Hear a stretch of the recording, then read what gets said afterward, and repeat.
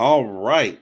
Hello, everyone. You are here with me, Jermaine Jackson, as we are going into an installment in our interview series of, our celebration of excellence. So we are celebrating those that exemplify excellence. You can see this interview. Please go to my Facebook, Jermaine Jackson. You can go to my YouTube page, Jermaine J Jackson. Please like and subscribe for all of the content that I will be posting. And on today, I want to get right to this. We have such a special guest, a young lady that I have known and met since the year of 2000. I met her on the grounds of Blackburn College. This is Miss Afua, and she has done a gracious deal to me to come and allow me to interview her and to talk to her. Just to give you a little bit of feedback, we went to Blackburn together. A nice group of us came in together our freshman year. And one of the fondest memories I have is that when it comes to her is that close to about 40 of us might have came in African Americans our freshman year. I want to say about 5 of us graduated on time together.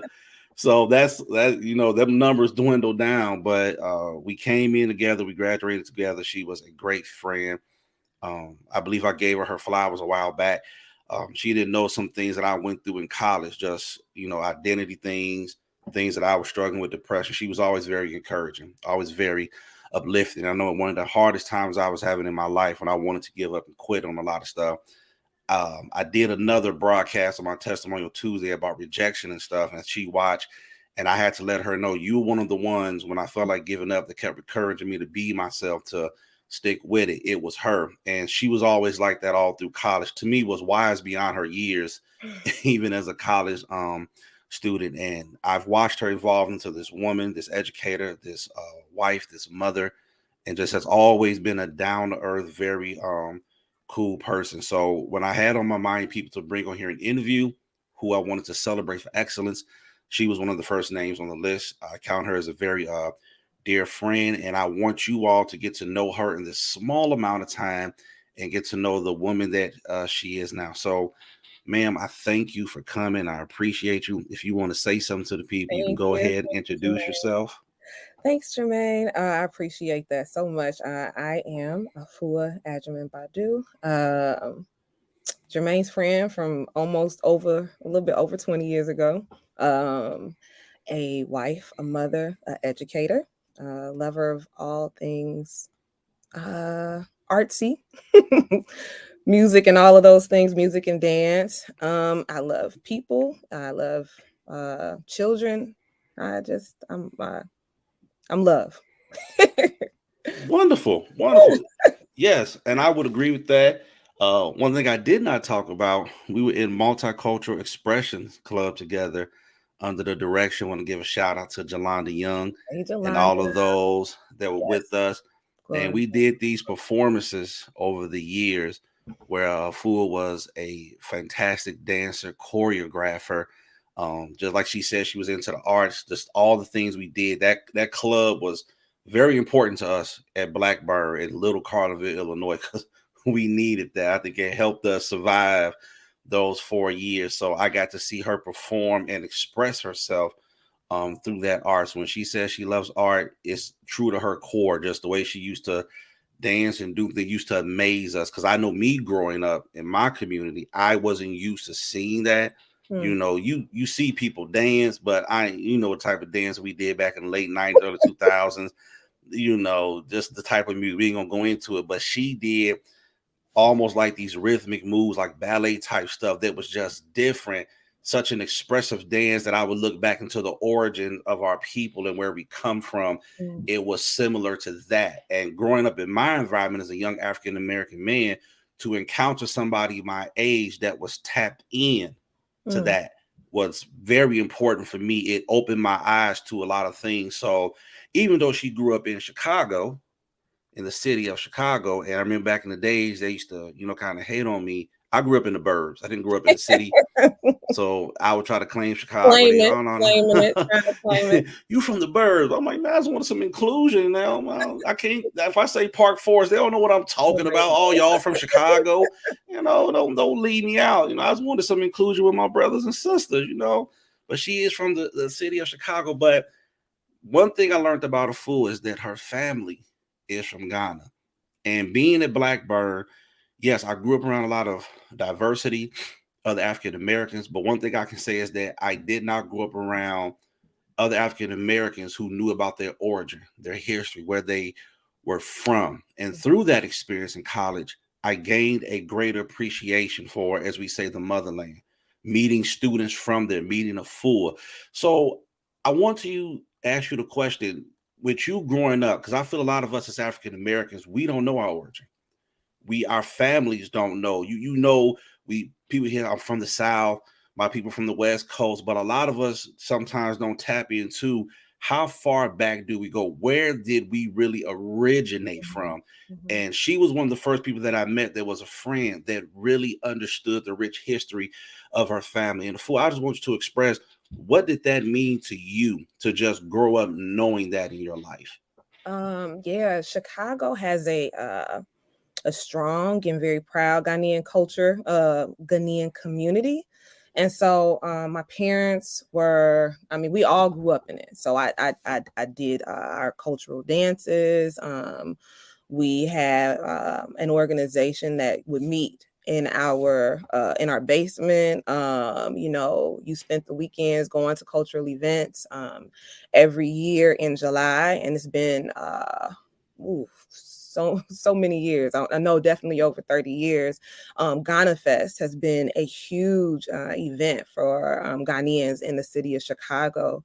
And so the last Saturday in July, so that was really our life, you know. I love the fact that our parents wanted us to be um, to take it all in and to be proud of our culture and our heritage, and um being able to bring that to Blackburn was really awesome too, you know. And through multicultural expressions, we were able to, like, I was able to be myself, you know, and share my pride in my culture with my peers, and for it to be accepted in the way it was. Like, you know, we did fashion shows, and you know, Yep. I actually after my freshman year, that was the very first time, because I'm first generation Ghanaian born in America, but that was the first time that Wow. I went to Ghana with my mother and my sisters, and we spent about a month there that summer after my first year of college, and it was life altering. It was life altering, and it really actually helped to give me a different focus when I was in school. And I think that was part of what drove me to do a lot of the things that I felt confident to do at Blackburn. And it's in this really small school that, you know, it didn't have as much diversity, but I wasn't afraid to share it because of that trip. Hmm. That trip was amazing. And so yeah, our my culture is everything. My husband is also Ghanaian, and so we actually just took our children in December of last year. We took our kids for the first time to Ghana, and we were able to spend time with my parents and with family. And it was an awesome trip, and we're looking forward to doing it again. Um, yeah, actually, just a shout out today, or the 17th of February was the 50th anniversary of my parents' wedding anniversary, and so they are in Ghana celebrating right now with family and friends there, and yeah, just so much has come from that part of me. It is who I am. Wonderful, wonderful. Thank you for that. And I saw the post about your parents in the 50th. Yeah, I just thought that was beautiful. yeah, And because you mentioned that, before we go to another place, parents, 50 years of marriage, man, passing down that history, that heritage to you now being married, having your children, taking them for the first time, even they're much younger than you were when you went. yeah, What type of impact seeing your parents not only be married for that long, because we know the state of marriage in our world today, the divorce rates are up. People don't really value marriage and family. Not saying people don't get married, but I feel a lot of people don't get married going into it understanding what it's really about. yeah, I'm definitely a testament of that. My first marriage, I was young. I feel like I went into it for the wrong reasons, wrong choices. and it's fine. I'm fine with the mother of my children. But when I got remarried, I had a better understanding and I was more mature. Mm-hmm. I really believe I wasn't mature enough the first time, but you saw and are still seeing, which I think is an absolute blessing, 50 years of a union. Not only marriage, but your parents kept that rich culture and heritage, because I believe you hear about a lot of people that come over from other countries and stuff that come to America, and they may go away from what Mm-hmm. they were taught with Mm-hmm. the grandparents and what was passed on. They choose something different, their choice. But you are yet carrying on that rich history of your family, and now you're passing it on to your children. So to see that up front, because you don't hear that a lot about people. When I hear people that got parents that are still married 30, 40, 50 years, it just blows my mind, because I didn't have the opportunity Yeah. to see that in my life. So what type of impact did that have on you as far as like marriage, your family, and continuing to pass on that rich heritage of your origin from Ghana? Yeah. They are the best example of love and companionship, and you know what I mean, like the fight that it takes. They're the best example I could have ever asked for, honestly, that I or my children or my husband we could have asked for. Because we just constantly see the evolution of it, and so I know that when there may be a rough patch, there's always something on the other side of that. You know what I'm saying? Because I've seen what it looks like for someone to put in work, Mm-hmm. right? And so, in some spaces, people don't know that it takes work in order for, a relationship, a marriage, or a family to thrive. And so, they've done that. They've done that. And then coupling it with, like, some really strong core values around integrity, around patience, around, humility and family, like, Wow. at Okay. the core, like, the core values and things that they've set before us, like, it's been an amazing path to walk on, right? Yeah. So, like, even in honoring them is just like, man, I think they're proud of us, but we're so proud of them. I have three other siblings. I am, my oldest sister is up in my brother, his name is Yao. Then it's me, and then my little sister Akuya.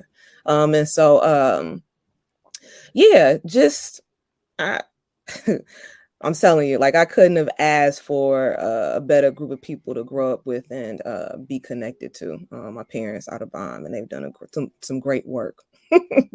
They've done some great things in this world. Seriously, yeah, One wonderful, like, so like, would you just hit on some stuff with marriage? Marriage takes work, yeah, core values, and yeah. humility. You don't hear that a lot about humility. Like, we could just break off to like a quick little marriage seminar. It wouldn't be fair, because I would like for my wife to be here and your husband, and we That'd be just sitting great. talking about marriage.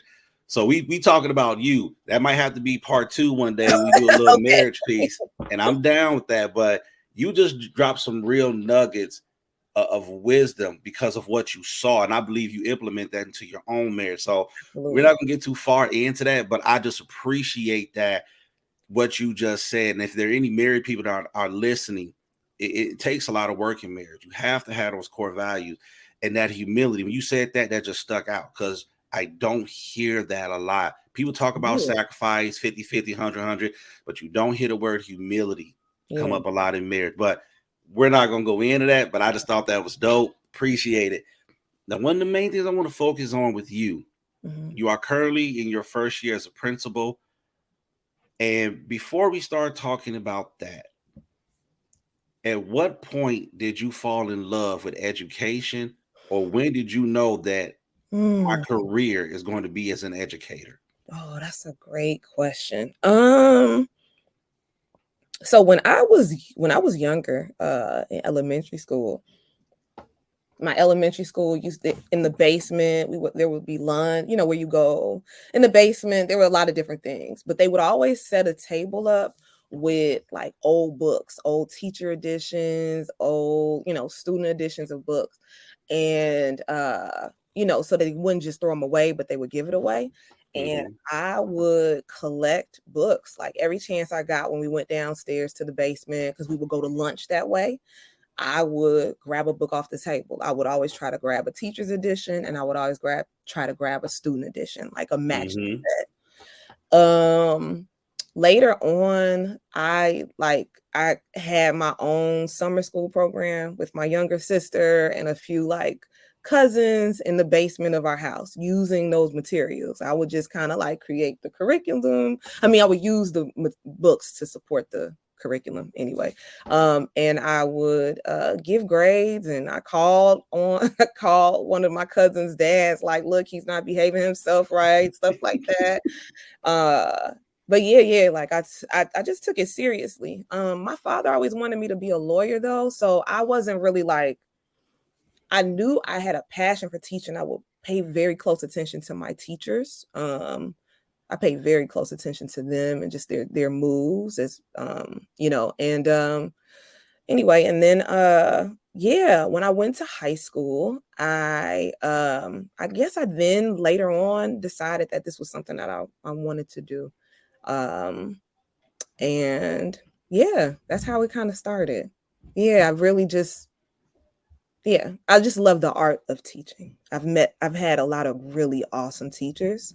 And so being able to watch them do their thing, Mm-hmm. in that craft is something that I enjoy. Now, the art of teaching. So you messed me up with that. The reason I'm saying this, with my kids being in school, I'm involved with a lot of teachers.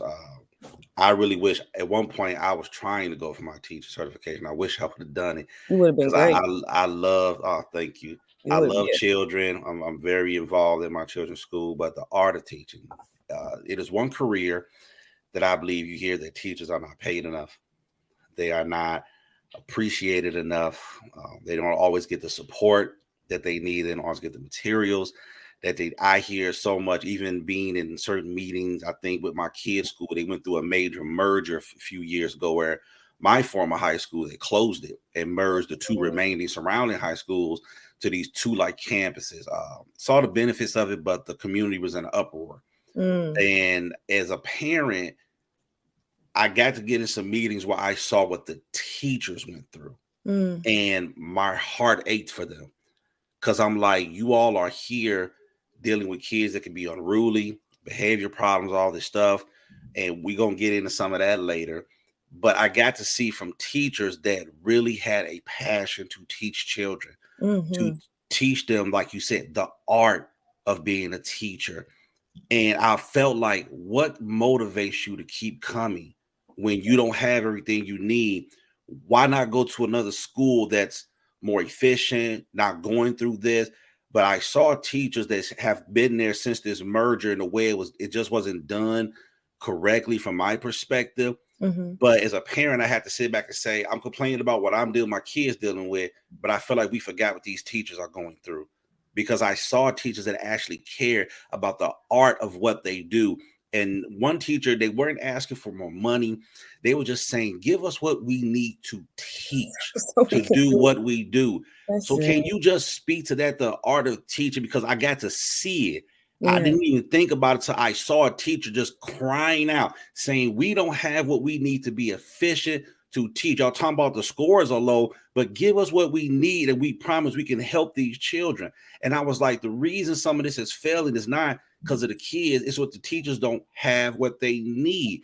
So why is that so important when you talk about the art of teaching? Yeah, I mean, educators make miracles happen, you know? And you would think that a profession that is helping to create like the future, period, like that's not even a lie, like that's really what it is, Mm-hmm. would be given way more like honor and praise than is received, you know? Educators work so hard. And they're trying to make, they're trying to change life outcomes for kids. That's a really big thing for me. We talk about like student outcomes and academic outcomes, but at the end of the day, everything that we're doing is way bigger than that test that they're going to take. You know, Mm-hmm. it is to inspire, it is to interrupt, like it is to help these children be who it is that they are called to be, right? That's Mm-hmm. huge. That's huge. And so when I say that there's an art to it, like there has to be an intentionality um around teaching and inspiring. And that intentionality doesn't just come from the educator, but it comes from every single stakeholder, right? So like at a teacher's got to be intentional about their planning, so that like because every minute counts. I got a friend who says so much to do, so little time when it comes to teaching. Mm-hmm. She don't play that. Charity don't play in the classroom. She does not, right? Because she knows like every second matters around what it is I put in front of kids so that they get it. But it's not just the teacher. It is the investment from the student. It's the investment from the parent. It's the investment from the principal, those that are above the principal, the district, the government, everybody, especially public education. So like if people are not invested in changing a life outcome for kids, then that's what you see. You see teachers struggling to make Mm. things happen. You see teachers making miracles, right? Doing magic tricks, in order for kids to to be great. And it's hard.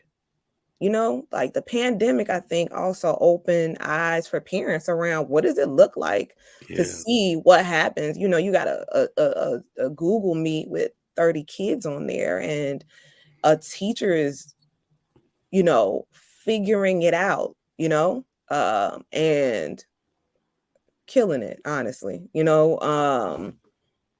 honest, there's nobody can do it. Nobody can do it. Nobody can do it. So, um, yeah, I think part of it is that there's a lack of investment in the success of people, and it's unfair. And teachers are out here just trying their hardest to still like make children a priority in this world. You know, so I hope that answered your question, brother. Absolutely. And we finna stay right there. We're not even finna move to the next question I had. I want to stay right there in that place. So if you talk about teachers creating miracles, when Yeah. I was thinking about doing this interview and you as a teacher, one thing that I know me and my wife talk about, we look grateful that our kids are able to see, a two-parent home. We both work and stuff like that. I remember my son said something to me that was so powerful, and I've written two books about this, about kids without fathers and mothers. And my son was just came. He's like, "Dad, I'm so thankful you're in my life." I'm like, "What's going on, dude? You kind of having a moment?" He's like, "I just talking to some of my friends and realized how many of them don't have a dad in the home. Hmm. This and that. I'm just so appreciative of what I've had. My dad, my mom, he has my wife. He's like, I got so many people around me that help push me and challenge me." And I thought about, okay, as a teacher, you said creating miracles. You all have to deal with kids that are coming from broken homes, Hmm. homes that are not supporting them educationally.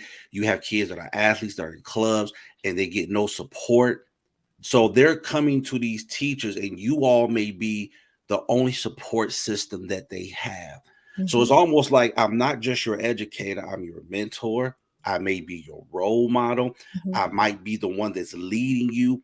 So I'm creating these miracles for you, but yet I'm trying to make you a priority for 8 hours in a day. Because when you leave here, you may go to a place where nobody's making you a priority. Hmm. Where in some cases, you might have to leave here and go work a job or something because you have to be the man of the house. You may have to be the woman of the house because of the situation. You may have to take care of your family.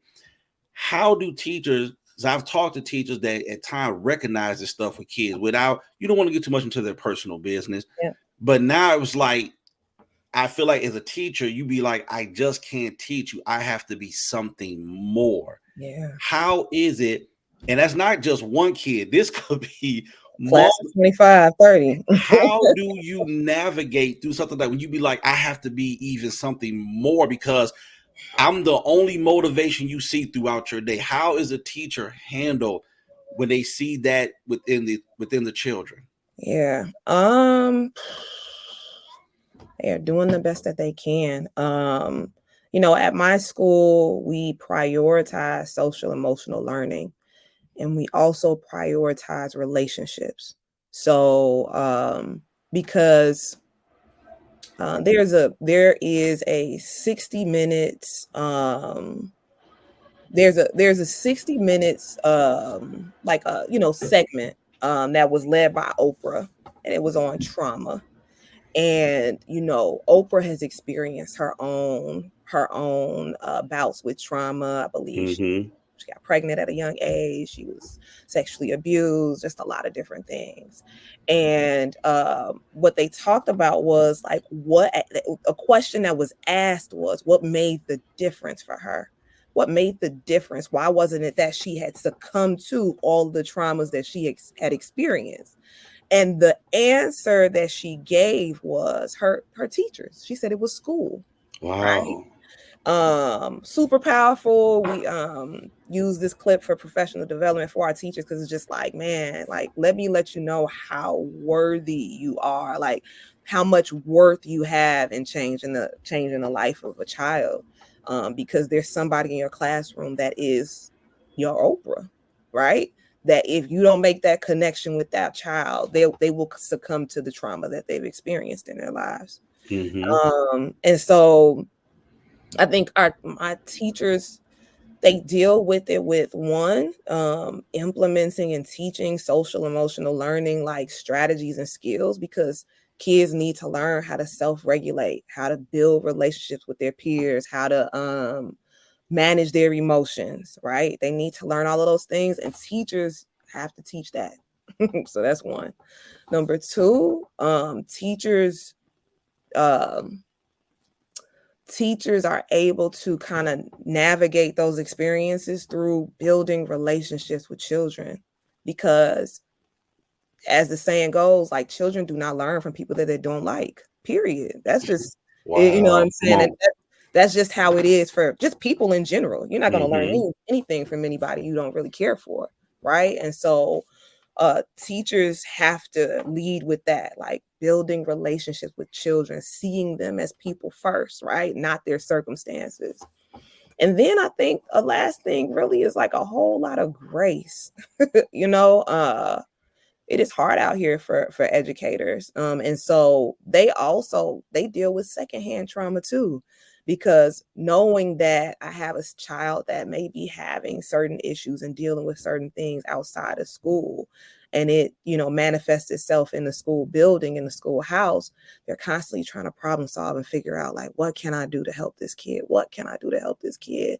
And I think that grace is needed to know, like, we're not always going to get everything right, and not but we're going to always give it a good God try to. Mm-hmm. So yeah, those are the things I would say, is or ways that teachers do that. And then they got to teach academics. Like, boom, boom, right? Like, okay, I got to do all of those things, and then teach a child, reading, math, science, and social studies. Mm-hmm. That's a lot. It's a lot, but there you go. Goes back to that, those magic makers, those uh miracle makers, right? They do it. They do it every single day. Those that I work with, the teachers that I work with and have worked with, man, some bad mama jammers, I tell you. Just amazing. Yep. So Wow. Glad to hear that. So thankful for all of the teachers that go that extra mile to do that. But and I'm finna get to you being a principal, so I got a great question about that. But last thing about a teacher, parent involvement. yeah. From your experience, and you're close to, are you at 20 years of teaching yet? 18, 18? Okay, that's 19 enough. at the end. Yeah, Oh yeah. yeah, that's a lot of years. That's good. It's close to Parent involvement from your point of view. Now, me, I'm a very involved parent. I always tell my kids, I know y'all school sick of me. They waiting for y'all to graduate. 'Cause I just be on it. Like anything that I see that's just don't look right, I'm emailing, I'm calling, I'm there, I'm on the PTSO, I'm in the coach's face. I'm be on it. And like I tell them, I'm not just an advocate for my children. There for all the children. If you see me cheering my child on at a game, I'm cheering for that whole team. I've been in situations where I've been with kids where, especially with my daughters, where they may not have their dads in their life, where these kids are like, hey, it goes from Mr. Jackson to dad very quickly. And I have no problem with that, because if I can be that focal point for you to help you, I'm there. Because, Setting a great example. me being a father is not just to my children, That's it's it. to whoever needs that. Hmm. How important is parent involvement in conjunction with the teachers for the effectiveness making the child the priority? Because I've seen teachers, coaches, administrators that want the parent involvement, but I've seen many that you send them emails, you call them, and it's like they reach back out, but it's like a grudge. You know, you get some teachers that are excited. Oh, I love, come on, mom, dad, grandma, auntie, be involved. We love this. I got some teachers that love to give me the updates about the grades, the projects, and I got some, I'm just here to get my check. Y'all don't really Mm. worry about the parent. I know. How effective is it to have those parents and teachers work together? The child seeing that my teacher's telling me this, my parents telling me that, like they don't got no wiggle room. Everybody's collectively working together. So how important is parent involvement with the teachers for the priority of the child? Yeah, I mean, I think you hit the nail on the head around like no wiggle room, or it's very important. And even if, and I think parent involvement takes different shapes, so like you may have, right, Mr. Jackson, who is emailing and calling, and you know what I'm saying, like at every game. And that is amazing, that is great, but I think that we also have to have an understanding that every parent does not have that opportunity, right? Mm-hmm. They don't have the time to do that because, like, for example, a lot of the parents that I service, they are the ones who are stocking the shelves at Walmart overnight. You know what I'm trying to say? Like, Right. Yeah. that's what's happening. And so parent involvement for them may look a little bit different. It may be them walking their child to school early in the morning, right before they go back home to go to sleep, because they just getting in. You know what I'm Mm-hmm. saying? It may be them picking them up at the very end of the day and kind of just waiting to hear a little bit something from their teacher. I think as long as there is like, I can reach you, you can reach me, that the lines of communication are open between the parent and the teacher, I think that is the base for the type of connection that is needed.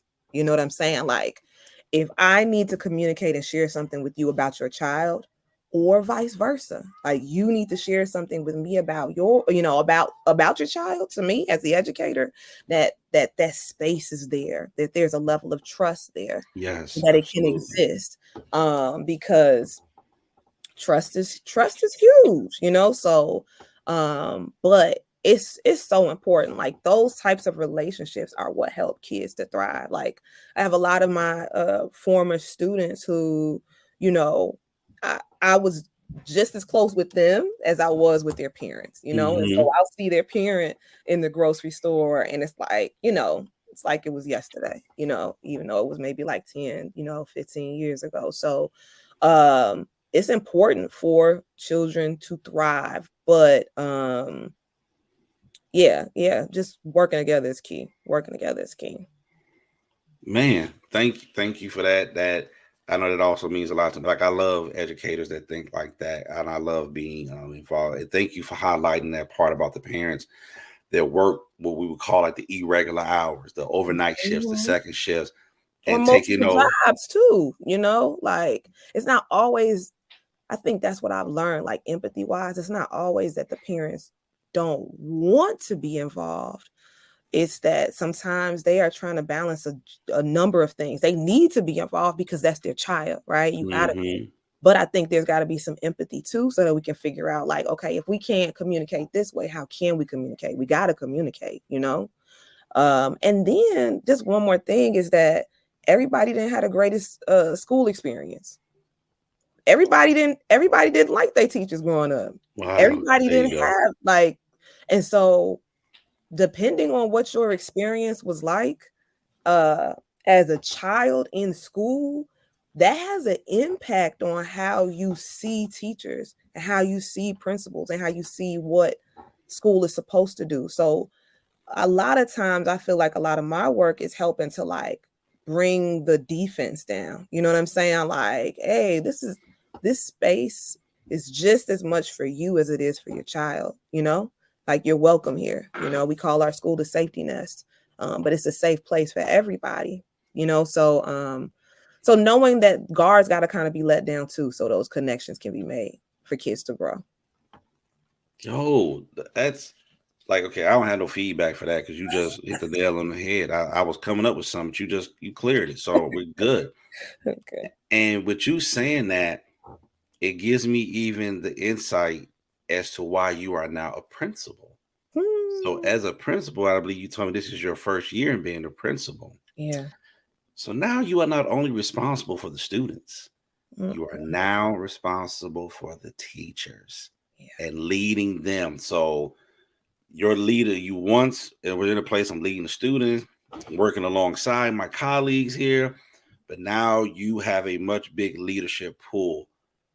I just want to hear about your experience in that transition from going to a teacher now to a principal and just how you are handling it. Because I am involved. I talked to some of the principals, and I remember one of the principals is at my kids, the campus my kids go to, and they were just telling me I was a principal here before, but here it's 2,000 kids.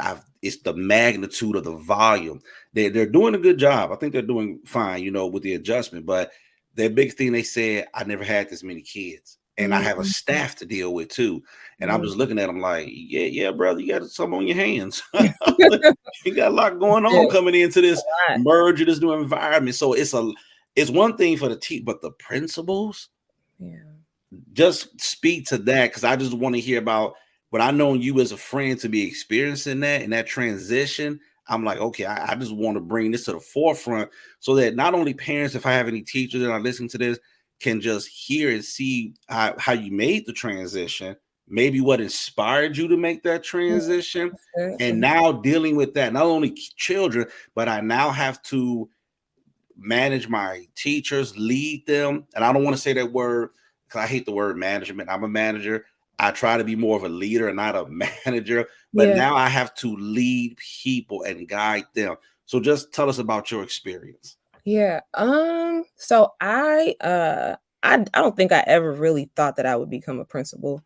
I thought I was going to be in the classroom for the rest of my life, or at least, like be in like an instructional coach. I've done that work too. So I just kind of thought that, but I didn't think leadership. But my principal, I've really only worked at 3 schools. One of those schools was my residency, but was at one school for a very long time. And I guess I think they just saw things in me. They created a lot of opportunities from like a lot of chances for me to take leadership opportunities throughout the building. And I Mm-hmm. will also say too, like that work, the things that I learned at Blackburn also helped me to like step up in leadership ways. You know what I'm saying? Like for Mm-hmm. real, that was a great experience. And so yeah, they would just say, "Hey, go to this PD and then come back and present this PD to your peers." And I was like, "Okay." And I did it and I just really began to love it, because what I loved was simplifying the art of teaching so that they could have the impact that it's supposed to have and helping teachers to be really good at it. You know what I mean? Like seeing it as an art, seeing it as a science and being like, okay, if we do this, and this can help to improve your practice and therefore help kids to grow. So anyway, I got an opportunity to join a organization called New Leaders. I did the Emerging Leaders program where I learned how to kind of like lead teams at my school. Mm-hmm. And then I got into the Aspiring Principals program and I became a resident at a Chicago public school. And then after that, I was hired as the assistant principal at Aldridge Elementary School, which is the school. I did that for 4 years under Dr. Cynthia Treadwell. And then I became the principal this year. So, how has the transition been? It's, listen, okay, let me say this. Uh, principals do a lot. And there's a lot of Mm-hmm. things that, although we were very, very close, I had no idea like how much she did. Like we really work closely together. But when you sit in that seat and you got to make every decision, or you got to consult with someone, but at the end of the day, this decision falls on you. It's heavy. Mm-hmm. It's real heavy. It's really heavy. And you know, a lot of times you hear, I've heard like principals say, like, man, because the adult work is hard. Leading adults is difficult. Yes, it is. Like, so, you know, they're great. They're wonderful people. We all are, right? But we also all have our own stuff, and we have our own just things in life and insecurities and all of that. Me included, all of us. And so Mm-hmm. doing that and having to provide people with feedback, or having to tell someone like, hey, I need you to do something a little bit differently than what you're doing. It's like, okay, I need them to know, like, wholeheartedly, like, this feedback that I'm giving you is not, it's not to call you out. It's not to say that you're not a good Absolutely. person. Like, it's really just to help to make you and me better.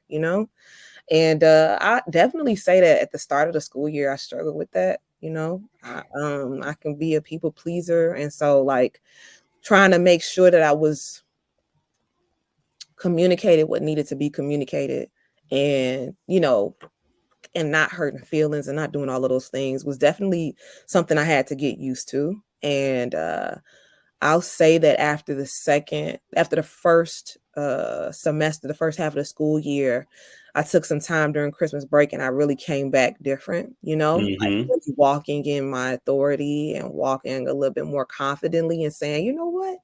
I think I've played almost every role in this building. I got something to say. you know I think I got something to say that's worthy of being heard, and that can help to make the school better, or at least enhance what's already great there in that space. So it has been a lot. I'm growing each and every day. I don't get it right all the time, and I'm okay with that. Like, I am so okay with like learning how to be better every single day. Mm-hmm. Told you grace is huge, grace is big. So there's grace for everybody, not just, I'm saying, like, there's grace for everybody, grace for teachers because they're humans too, and I pray grace for me as well. But it's it's a great experience. I think that it's something I can do for some time, God willing. They'll keep having me. But like, yeah, it's been great. And honestly, if you don't want to work with adults, right, and all you want to do is Mm-hmm. work with kids, you cannot be a principal. So just know that. People are like, man, I just want to, just work with students. Then that means you need to stay a teacher, and that's okay. That's okay. But the principal work is definitely about the adult work, the people work, and helping to motivate a group of people towards a common vision. So, yeah. Wow. I'm blown away by what you just stated. It's crazy to me how similar our leadership styles are. Wow, I'm just as I'm hearing you talk, because I work for Illinois Action for Children, Yeah, and I'm yeah, the yeah. the manager over their health and safety department. And I definitely believe when I came in as a supervisor, never expected to be the manager like you. Like I said, you don't want to be a problem. Like, I'm just chilling, just doing my thing. The manager left after a month after I started. They went to wherever. Mm-hmm. My director said, hey, you want an opportunity. Took it, became the permanent manager, became the intern in March. By July, I was a permanent. First thing was, let's simplify this. Let's simplify the processes here, because I seen the stress and the strain of my department. Told them, listen, I'm in the business of leading people. I'm not trying to manage you. I know we got data and stats and all this, but I'm also one of my former bosses at a company told me, he said, if you are not in the business of people, you should not be a leader. If you don't know how to deal with people and stuff, you should not be in a leadership position. And that stuck with me. Yeah. So I always try to make sure I'm dealing properly, people being respectful, always trying to motivate them. And even if I have to come to them, I tell my supervisors, even in a position when you have to correct somebody to help them with their work, one of your staff members, start out with a positive. Yeah. Give them something they're doing great, but then still go back and let them know what you need to correct, what you need to do better. And one thing I always tell them as a manager, I said, I'm never afraid to fail, to mess up, make a Mhm. mistake. I don't believe I'm the smartest guy in the room. I have a team of supervisors under me. We work together. I always let them know this is not a dictatorship. I may be in the management position, I may be in the leadership position, but hey, we all work this together. A lot of All doing decisions I it will not make until That's I it. get you all's, you all say something. Then we'll make a decision together. And I say, guess what, guys? If what we decide does not work, we go back to the drawing board. We Mhm. don't have to feel ashamed to feel bad. Everything we come up with is not going to work. We'll see why it didn't work. We'll learn from it, then move on to the next thing. That's all it is. That's it. And they Yeah. just, man, you just a different mindset. I say, that's what leadership is. We're all grown adults. I said, we got to be respectful to each other. You all are my colleague. I never try to make my staff feel like they're lower than me. We're all working together. But it's the one way I use management. I said, I manage the system here because we Mm. have different computer systems. We work from home in a hybrid environment. I said, I manage the systems. And I said, I don't manage people. I Mhm. lead people. I Mhm. motivate people. I encourage people. I help people. That's what it is. You are not some robot, some system for me to manage. Mm-mm. You're a living and breathing person. And as you said, we all need grace. That's it. Yeah, and you a whole you got a whole brain. I Hmm. wanna empower you. I wanna empower you to own it because Yes. based on your level of investment, you're gonna engage in that work differently, right? So like if I'm telling you what to do every step of the way, then when things don't work, you're gonna get it to me, Yeah. right? I'm gonna have to own and eat that, right? But if you are engaged in it and you feel empowered in it, then you also have a part of this. This is a lot for just one person to hold, you know? Absolutely. So like if we all own it, we carry it differently. You know what I'm saying? We carry the weight of it differently and we walk in it differently. So I work with a lot of brilliant people. I'm Hmm. telling you, all of my staff, not just classroom teachers. I have SECAs, I have miscellaneous staff members who, man, like I feel like they could go to any school and just and kill it. You know what I mean? They have so much skill. So my thing is why would I take and try to do everything all by myself? No, no, no, no, Absolutely. no, no. Yes. Uh-uh. Yes. I've learned that over time. Like, let me tap into all of the talent that you have and make this amazing. You know what I'm saying? So my chief talked about like it really being about getting the win. It's not about owning it just and having it yourself, but it's about getting a win. Hmm. Wonderful, man. Yo, I'm enjoying this so much. I got one last thing for you, and I Okay. just want to thank you again. You have imparted so much and given so much information, so much insight. We ain't even got enough time. We really need a whole another part two to this, like real talk for what the wisdom and the nuggets you are giving from your perspective as an educator, as a principal, as a leader. Last thing is now, yes, principal, but you are also a devoted wife, a loving mother, your husband, his art, the things Yeah. that he does. So I know you're a very supportive wife. See what you're doing with your children. And as a mother, one thing I have learned over the years that I was very insensitive to as a father, I didn't understand the relationship between a mother and her children, the Mhm. bond. I didn't value it like I do now. And I've learned as a father, especially being in a blended family, that as a mother, there are times as a father where I won't understand certain things about the bond between a mother and a child because you all carried that life. It grew inside of you. There are certain things you see. I feel as dads, not that we can't be connected to our children, but there are certain things that we just don't get that moms get because to me, you didn't grow inside of me. Certain stuff Mhm. I don't feel. You all are you nurtured that child. You felt things from that child before they even came out the womb. There are Mhm. some things that dads don't experience till the child comes out and we see it. But mothers, you all felt stuff, new things because that child was growing inside of you. So, how do you, if it's even possible, to find that level of balance to give your husband what he needs, give your children what they need. I have to give the school what they need. And then, last of all, you got to find time for yourself to Yeah. reflect, to be restored, to be rejuvenated, to get your woosah moments. How do you manage it? 'Cause I know there's some days where you probably be like, man, it's just too much. But you get smiling. Hey, everybody, love you, kids, love your husband. Hey, everybody, great. And everybody look at you like, oh my gosh, she like she got it all together. But in your mind, you like, I'm this close. Y'all got no I'm this close. Y'all don't even know. But Yeah. I got to keep it together. Yeah. If it's possible to have that balance, how do you just deal with all of it? That's a great question. You know, partnership is really important. Like being able to have my husband Osei be as supportive as he is Mm-hmm. really helps to keep the balance that is needed for me to not, you know, you know what I'm saying? Like, um, because, you know, he supports too. So like knowing that there is a time for everything, I guess you can say that. So like Mm-hmm. usually if I when I come home, and I try really hard not to come home late, but like that time between when I'm home and he's home with the kids, he's doing that pour that he needs to that needs to happen, right? So there has to be some connected time for our children, connected time. And so Absolutely.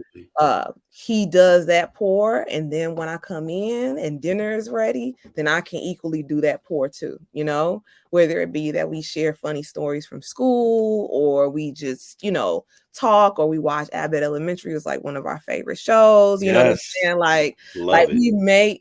we make sure to make time um daily just to connect and to talk. So that's one thing. um I think I also equally, saying that we also make time for one another, laughing and joking over a show, or you know what I'm saying? Just make, I think it's just like you got to be intentional about making time. You have to be intentional about making time. I'm Yes. still working on the meat stuff. But it's not because it's not afforded to me, you know what I'm saying? It's just that I have to take it, Mm-hmm. all of those things that you said at the start of that question around like that connection. Sometimes you as a mother can feel guilty for taking your time, but you shouldn't, so uh I'm getting better at that.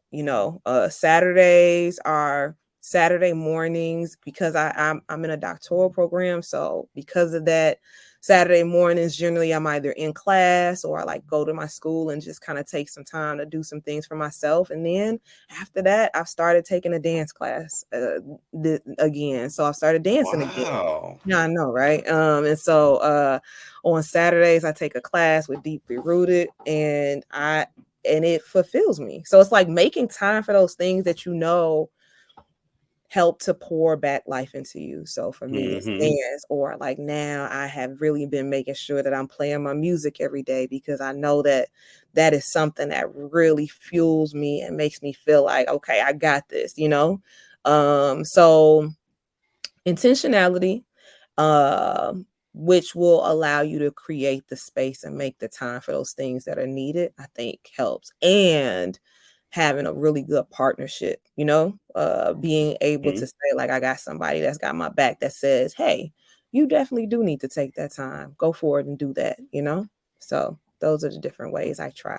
Still One working on it, but yeah. hey, it takes time, trust me. I'm getting pretty good at mastering it now. Uh I hear a lot of moms say that. I'm trying to get my wife to be more like that, but I've learned how to do it. And even as you said with the dance class, sometimes it's not so much about the rest, it's about putting that time to the things that we're passionate about. Like this, what I'm doing right here, this interview. When I got the idea for it, it's turning into a passion now, because I Mm, love to hear my wife people's stories and their yeah. life, because you just never know what you can learn from other people, and I'm like becoming a sponge, just taking stuff from people and learning, applying it to my life, passing on that information to others. My wife asks me all the time, "What you watching?" I watch other podcasts and things to just learn about people, because you never know. Like sitting here talking, I never would have known that our leadership styles are so similar. Yeah, yeah, yeah, yeah, yeah. As I'm listening, I'm like, yeah, I do all that same stuff at work. That's how I try to Mhm. lead. So you never know what you're gonna take from a simple conversation. That's all this is. It's a conversation, what you learn from people. So now this thing is becoming a passionate, passion of mine, and it's helping me to reconnect with many people. It's fueling me, and I would have never thought this was it. But when you're, like you said, when you're intentional about something, Yeah. it that I find so much peace and relaxation in this. People always ask me, "Is it a lot for you to do this?" I said, "No, it's very enjoyable." There's some people I talk to on here in interview. I don't even want to ask. I just want to listen to Mm. them, because Mhm. I'm just taking so much. I'm learning. I'm feeding off of it. I'm gaining wisdom and knowledge and information. And they be like, "You got more questions?" No, I'm just listening. Give me more. Give me more. And I sometimes forget the script of my question because I'm listening, but I love it. So yeah, what you said is so powerful. But I always tell people, you got to learn how to invest in one. You got Mm. to learn how to do. And us as parents, families, it's hard for us. I always ask some adults, "You ever went to the store and shop for one?" They say, "What is that?" I Mm. said, "Does your grocery list consist of just what the kids eat, your husband or wife eat? Have you ever went to the grocery store and you were intentional saying, I'm going to get the snacks I like, going Mm. to get the chips I like? Have you ever went to the movies by yourself?" One of my favorite things to do is to go by myself. When I really want to relax, I find me a good movie. I just go sit by myself, nobody else, my snacks, my movie, and it is so therapeutic to me. So I Yeah. have those little things I do that I just, hey, I just need. It's my time. Give Yeah. me an hour, 2 hours, and I'll come back. I'm the husband, I'm family, and whatever else y'all need me to be. But I've learned that. So I try to tell adults that got all the running around do, find that how to invest in one, Mm. whatever that thing is, where it's just you, it ain't predicated off the kids, the husband, the wife, the family, the job. Is something about you. So I'm I like glad that. Invest that in you're, one. That's good. yes. So you dancing again, doing that. I know that was one of the best things you did back in college, doing that again. That's you investing back in one. Yeah. That's your therapy. That may be your woosah. So that's dope. Long as you have those moments, even during the busyness of life, I know how to break away and invest in one, invest in me. And it takes, like you said, just like you said, marriage take work. It takes work to invest in It one. does. It It does. absolutely, yes, it And what's takes crazy work. is that when you invest in one, you're better for the whole. You're better for everybody else. You know? Yo, Yeah. see, look how you doing this tonight. You killing it right now. Whoever listening, if y'all ain't learned something from this woman, shame on you. That's all I'm gonna say. Shame on you. So that was my last question for you, ma'am. I just want to thank you Great. again for Thank you. taking the time. I appreciate you. I Thank you for all you done. I hope that everyone that listens to this tonight, whether they knew you or if they didn't, that they learned a lot more about Afua, everything that she is, everything that she does, and definitely everything that you are going to be. Any last words? Mm, no last words. I thank you for the opportunity. This was great. Um, yeah, this was great. Always good to connect and to share. Yep. And for us to all see, how we're connected. Yeah. Yeah, absolutely.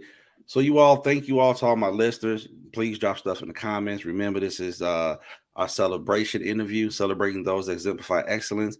Hope you all enjoyed this time and looking forward to the next time, to my next interviewee. And you all have a great evening. See y'all next time on Celebrating Excellence.